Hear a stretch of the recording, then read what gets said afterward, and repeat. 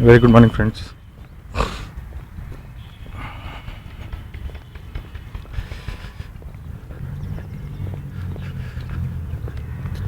जैसा कि हम देख सकते हैं आज धुंध बहुत ज़बरदस्त है।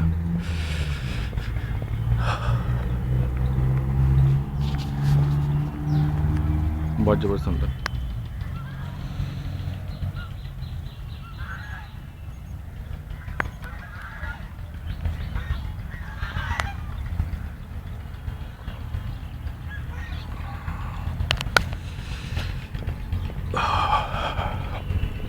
दिल्ली में धुंध बड़ी ज़बरदस्त पड़ रही है आजकल।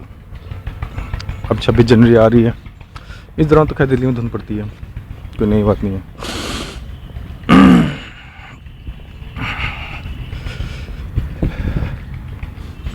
दोस्तों,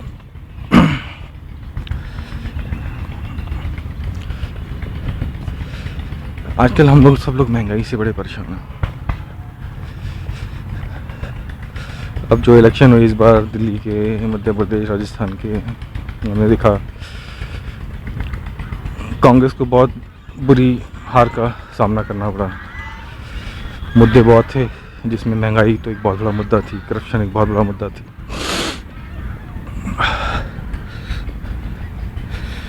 अब महंगाई की भी बात करें,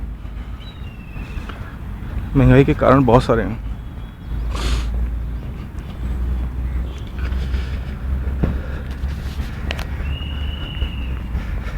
और यूं कहें तो महंगाई और करप्शन का कोई डायरेक्ट लिंक तो नहीं है, बट जब महंगाई होती है तो बंदा क्या करे, सोच में पड़ जाता है, तो कुछ ना कुछ फिर गलत काम भी करता है। बट आज हम सिर्फ महंगाई की बातें करेंगे।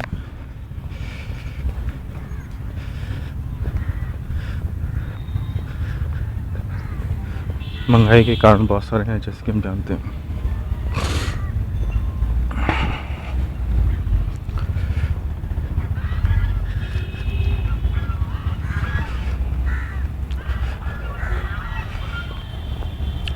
महंगाई हमें कई तरह से महसूस होती है, और महंगाई को लेके आजकल सिलेंडर की बड़ी बात होती है। एलपीजी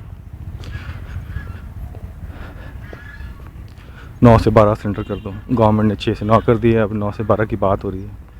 सब्सिडी बहुत बुरी चीज़ है, मैं पहले भी बोल चुका हूँ, सभी लोग बोलते हैं। मनमोहन सिंह खुद पर्सनली तो सब्सिडी के खिलाफ हैं, बट वो भी पॉलिटिकल प्रेशर के अंडर आए थे।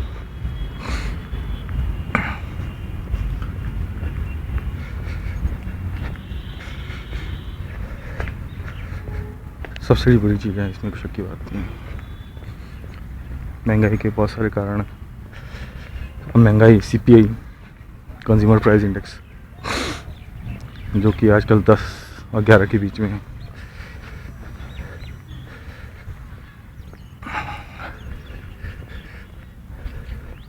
WPI, होलसेल प्राइस इंडेक्स, उससे हमारा आप जैसे आम आदमी को फ़र्क नहीं पड़ता। वो किताबी बातें प्लानिंग कमीशन के लिए।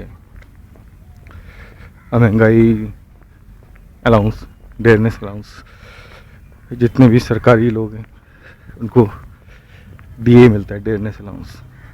महंगाई, अब मैं कल की बात है, मैं कहीं न्यूज़ पढ़ रहा था, उसमें लिखा था कि रेलवे में DA जो है बेसिक के बराबर हो गया, या बेसिक से क्रॉस कर चुका है। रेलवे वाले खुद बड़े परेशान हैं।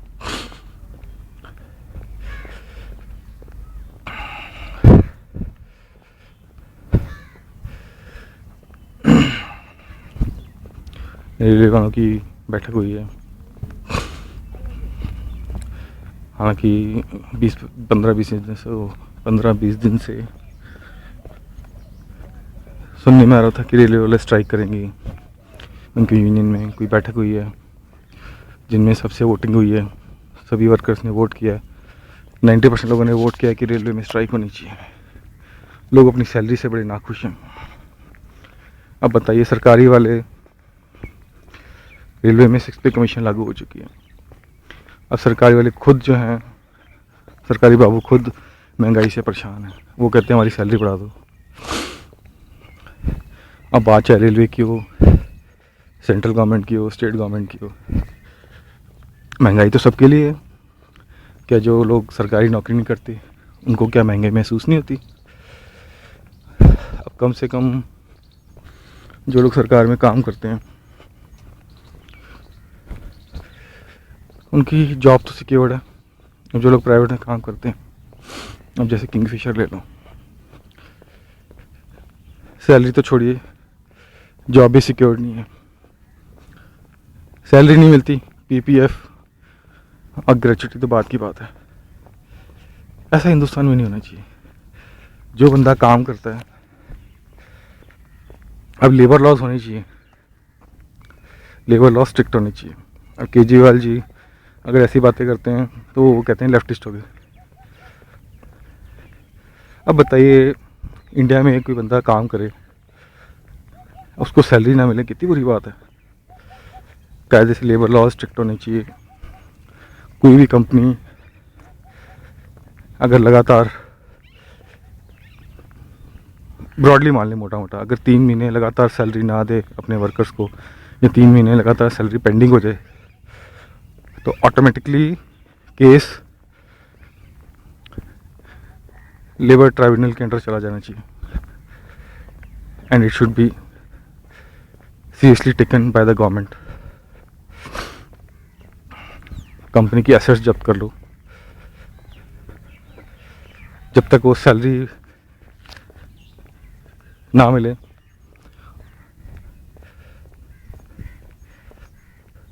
तब तक कंपनी के एक्सपेंशन प्लान्स या उस पर रोक लगा देनी चाहिए। गवर्नमेंट को कुछ सिक्योरिटी देनी चाहिए। आफ्टर ऑल हम जब प्राइवेट वर्कर्स कहीं किसी कंपनी में काम करते हैं, हमारी भी सिक्योरिटी होती है ना।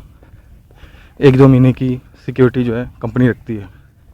जब 1-2 महीने की सिक्योरिटी कंपनी रख सकती है, तो क्या सरकार कंपनी की सिक्योरिटी अपने पास नहीं रख सकती? तो सरकार, कोई भी कंपनी जब काम करे,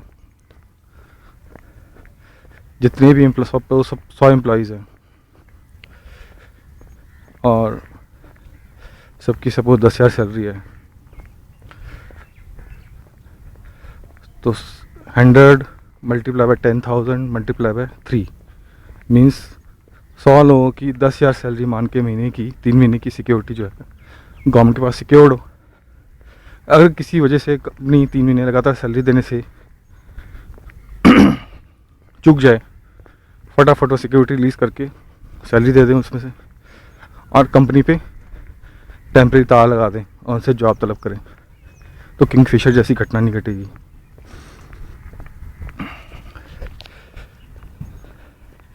अब हमारे देश की आबादी इतनी ज़्यादा है, इसका मतलब ये नहीं है कि कंपनियां हमें एक्सप्लॉइट करें। ईस्ट इंडिया कंपनी तो जा चुकी इंडिया से। अब किंगफिशर तो हिंदुस्तानी कंपनी थी।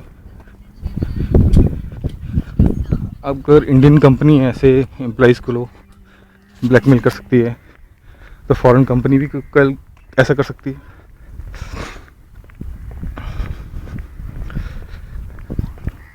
क्या मुद्दे से भटक गए। बात हो रही थी सैलरी को लेके, महंगाई को लेके।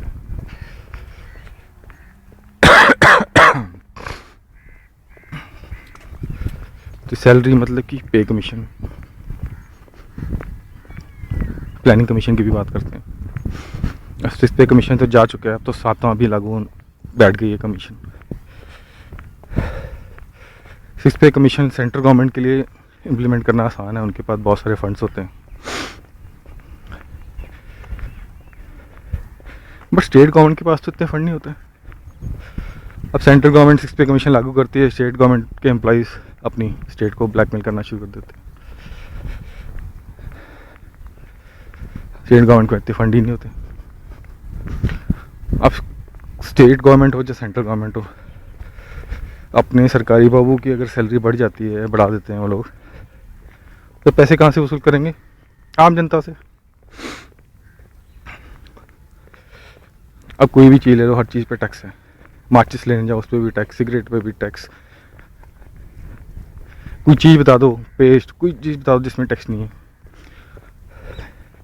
हिंदुस्तान में आपकी सैलरी जैसी सालाना 2 लाख से ऊपर होती है, टैक्स लगना शुरू हो जाता है। टैक्स लेके लोग परेशान।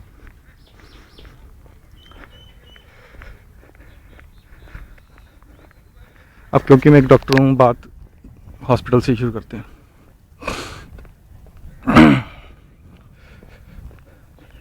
पिछली बार जब 6th पे कमीशन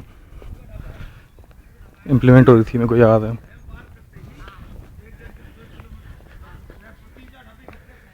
डिफेंस के लोगों ने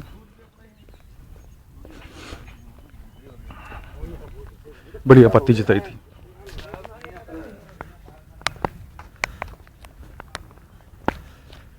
डिफेंस के लोग 6th पे कमीशन से बड़े नाखुश थे। फिर कुछ दोबारा से रिव्यू कमेटी बैठी थी। अब 6th पे कमीशन स्टार्ट हो गई है, कमेटी काम करना, अपनी रिपोर्ट। तो आर्मी वालों ने अभी से ही एतराज़ जताया है कि इस बार आर्मी वालों का जरूर ख्याल रखा जाए। और जैसे कि बात हुई, रेलवे वाले बड़े नाखुश हैं।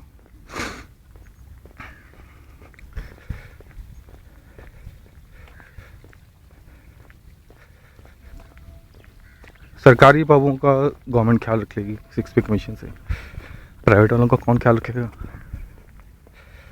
अब तो 7th पे कमीशन भी बैठने वाली है, सरकारी बाबुओं की सैलरी और बढ़ जाएगी। अब महंगाई की बातें करते हैं हम लोग। अब जब किसी के पास इतने पैसे आ जाएंगे तो क्या करेगा? खर्चा करेगा।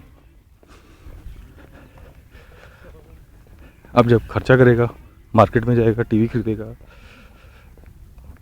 कुछ भी खरीदेगा, हाथ खुला हो जाएगा। कॉस्मेटिक्स बहुत सारी खरीदेंगे वगैरह वगैरह, कुछ भी, बहुत सारी। पैसे ज़्यादा होते तो जेब से निकलना शुरू हो जाते हैं। महंगे महंगे मोबाइल खरीदेंगे, वॉटएवर। महंगाई बढ़ जाएगी फिर से। अब सरकारी बाबुओं को महंगाई महसूस नहीं होगी क्योंकि उनके पास तो सैलरी बढ़ गई। महंगाई महसूस होगी प्राइवेट वालों की। जैसा कि हम देख रहे हैं, अब 2013 का देख लीजिए, इंटरनेट पे जॉब्स बढ़े ही नहीं है, इंडस्ट्री एक्सपेंशन हुआ ही नहीं है, प्राइवेट में जॉब्स की बड़ी मारामारी है। अब बात हॉस्पिटल की चली थी, तो आप यूँ देखिए, हॉस्पिटल्स में, फिलहाल मैं दिल्ली की बात करता हूँ। अब कल मैं कहीं पढ़ रहा था, प्लानिंग कमीशन बोलती है कि नर्सिस की बड़ी शॉर्टेज है। प्लानिंग कमीशन से नर्सिस की हॉस्पिटल्स के अंदर बड़ी शॉर्टेज है, नर्सिस नहीं मिलती भाई।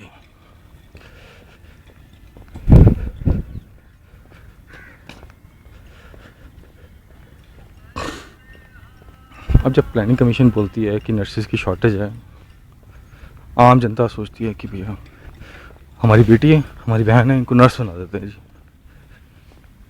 तो रुक जाइए, सोचिए वो किस मायने में बोल रहे हैं।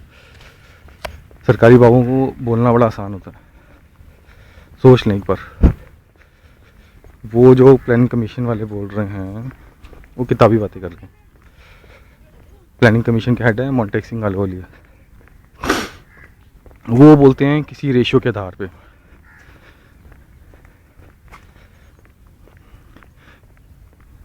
हिंदुस्तान में कहनी और कथनी में फ़र्क होता है। अब ये बातें केजरीवाल जी के लिए कहते हैं, मैं जनरल बोल रहा हूँ। अब प्लानिंग कमीशन को ले लो, कहना बड़ा आसान है जी, नर्सिस की बड़ी शॉर्टेज है। अगर हम सब जानते हैं, अगर किसी चीज़ की शॉर्टेज होती है, अब प्याज की शॉर्टेज थी, क्या हो गया? प्याज के दाम बढ़ गए, 100 रुपये 110 रुपये किलो तक दिल्ली में प्याज बिका है पिछले 2-4 महीने में, दिवाली के आसपास। तो अगर नर्सिस की शॉर्टेज है तो नर्सिस की सैलरी क्यों नहीं बढ़ी? नर्सिस की सैलरी क्यों नहीं बढ़ रही मार्केट में? डिमांड है, शॉर्टेज है तो डिमांड भी होगी, और डिमांड है तो सैलरी भी बढ़नी चाहिए। अब गवर्नमेंट कहेगी नहीं जी, नर्सिंग की सैलरी तो बड़ी अच्छी है जी।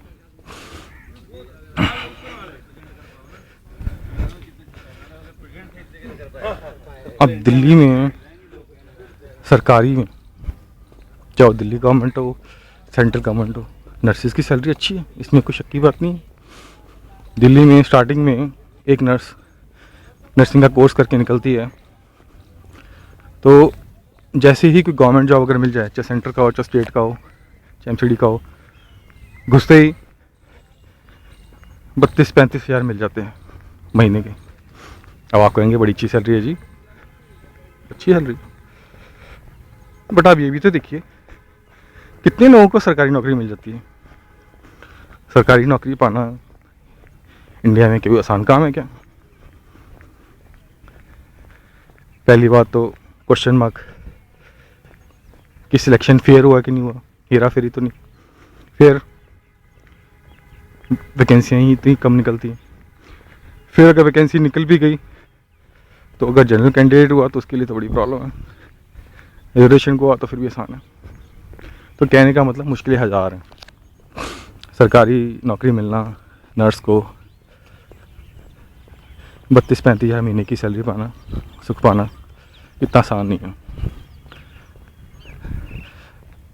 साल के अंदर 4-5 केसेस अगर दिल्ली में जो अगर रेगुलर बार पड़ता हो, आ जाएगा सुनने में कि किसी ने इतने पैसे खाए नर्स की रिक्रूटमेंट के लिए, किसी ने इतने पैसे खाए। अब प्राइवेट में आ जाइए, दिल्ली में एक नर्स को प्राइवेट हॉस्पिटल में दिल्ली में कितने मिलते हैं, किसी को अंदाज़ा लगाइए।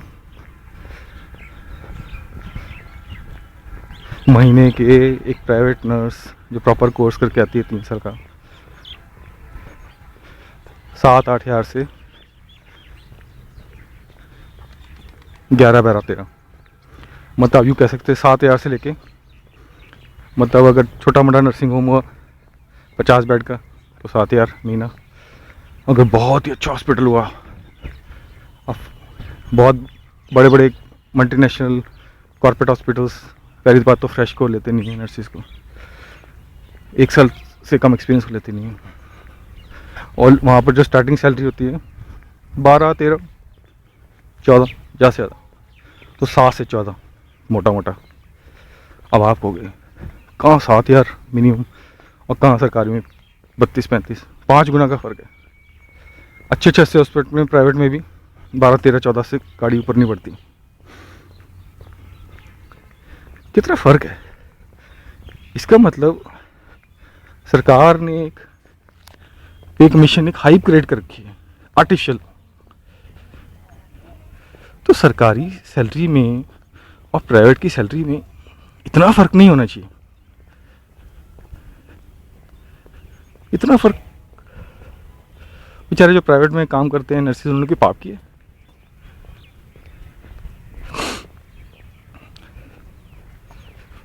बहुत फ़र्क है।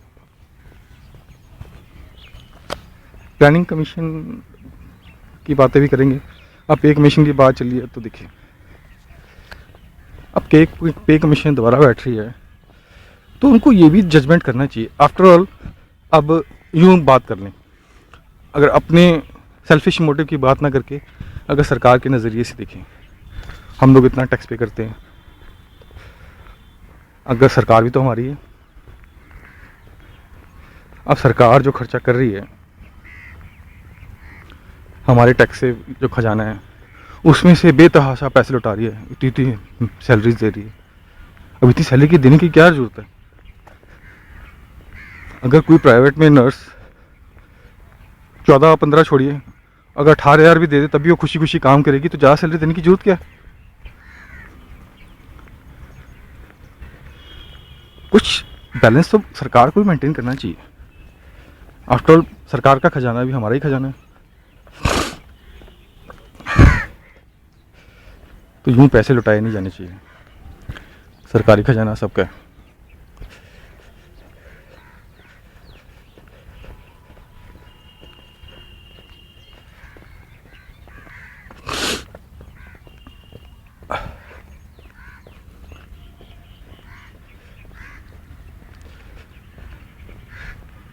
अब बात नरेगा की करें, जिसके लिए सरकार बड़ा प्रचार करती है। Rural employment guarantee scheme, NREGA.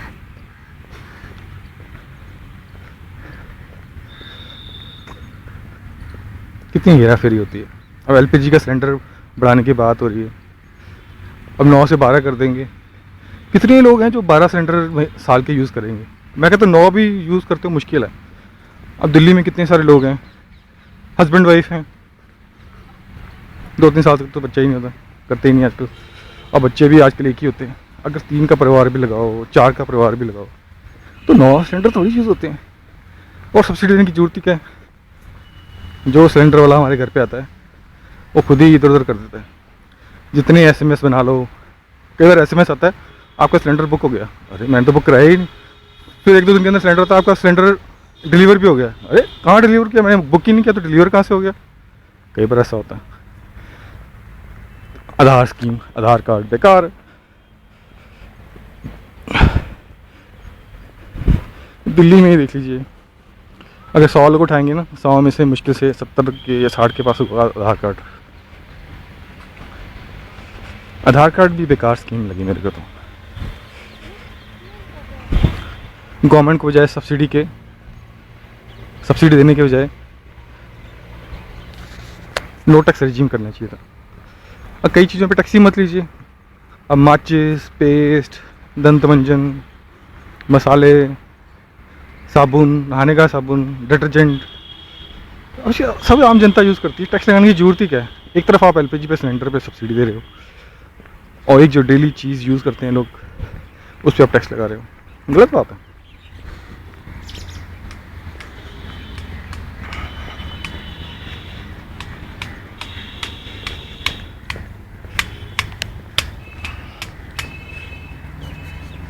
बात पे कमीशन पर हो रही थी,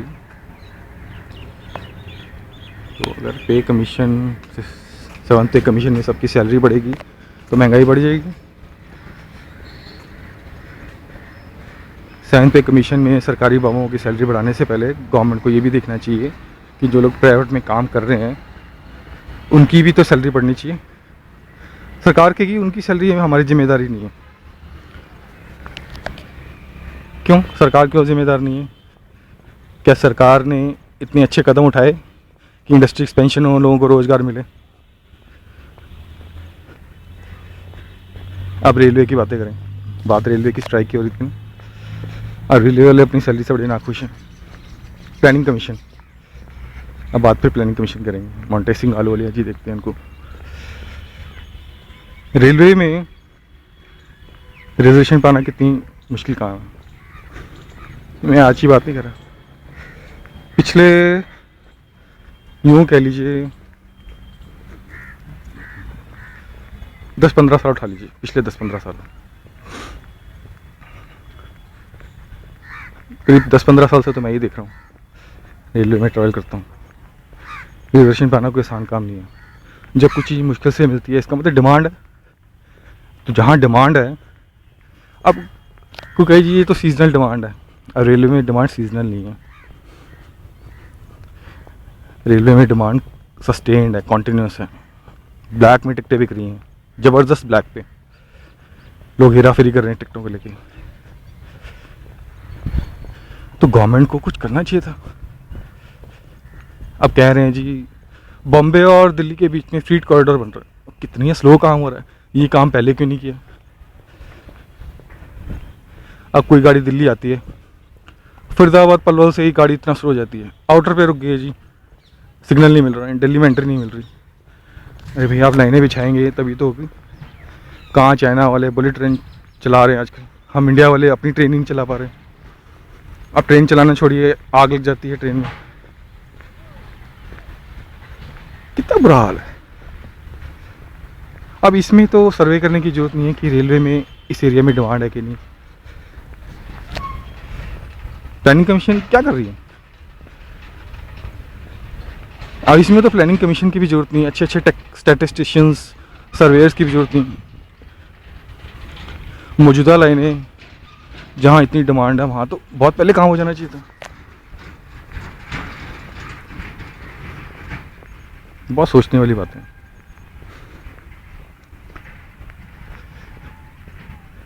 महंगाई सबके लिए होती है।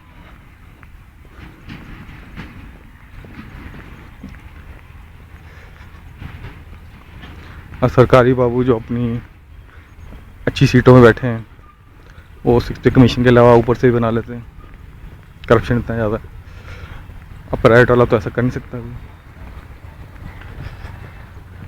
तो बहुत सी बातें सोचने वाली हैं, बहुत सोचने वाली है। महंगाई सबके लिए है, सब्सिडी से